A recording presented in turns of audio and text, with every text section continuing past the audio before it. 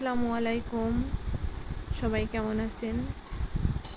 আজ আমি বাইরে মাটির চুলায় রান্না করব। আপনাদের সাথে পুরো ভিডিওটা শেয়ার করব। এখানে আমি কিছু বেগুন তুলে নিচ্ছি গাছ থেকে। এবার কিছু মরিচ উঠাই নেব।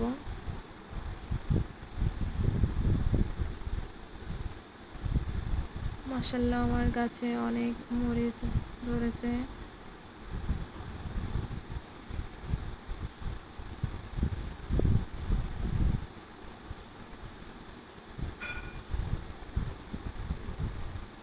এবার আমি মরিচগুলো নিয়ে বাড়িতে চলে যাবো। এই যে মরিচ বেগুন নিয়ে চলে আসছি। এটা আমার ছোট্ট রান্নাঘর বাইরে।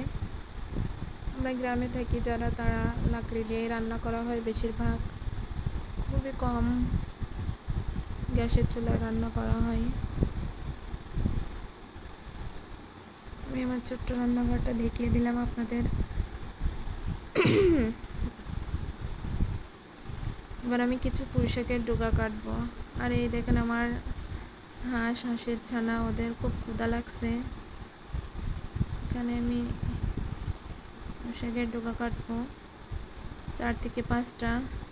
মাশাআল্লাহ, আমার অনেক পুঁইশাক হয়েছে। এবার দেখুন কত সুন্দর তরতাজা পুঁইশাক।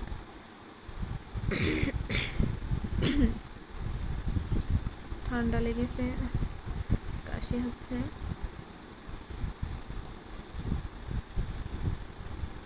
এই তো আমি পুঁইশাকগুলা নিয়ে চলে আসছি।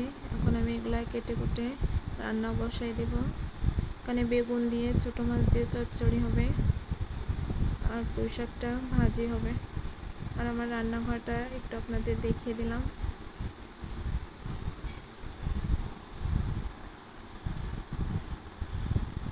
আর এর ফাঁকে আমি অনেক কাজ করছি। আমার হাঁস মুরগিগুলাকে খেতে দিয়েছি, পায়রাগুলাকে। এই তো আমি লবণ, জিরা, হলুদ গুঁড়া, সামান্য কিছু মশলা দিয়ে আমি এটা মাখিয়ে নেব। ছোটো মাছ, অল্প মশলাতেই স্বাদ বেশি। এই মাছগুলা গতকাল আপনাদের ভাইয়া আমাদের এই ক্ষেতের থেকে ধরছিল। কিন্তু আমি রান্না বসাই দিয়েছি। এখানে পুঁইশাকগুলাও কেটে নিয়েছি।